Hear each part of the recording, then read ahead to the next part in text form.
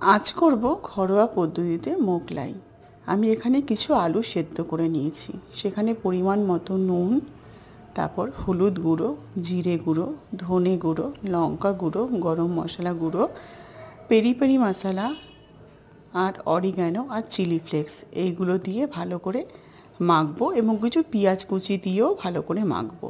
ইতিমধ্যে আমি মোগলাইয়ের তরকারি করে রেখেছি এবং ময়দাটাকে নুন দিয়ে মেখে রেস্ট করতে রেখেছি।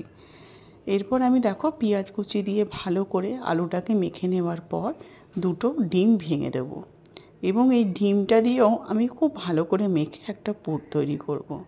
ময়দা থেকে লেচি কেটে সেটাকে বেলে তার মধ্যে পুর দিয়ে আমি মোগলাই আকারে গড়ে নেব। তারপর কড়াইয়ে গরম তেল হলে সেগুলোকে লাল করে ভাজতে দেব।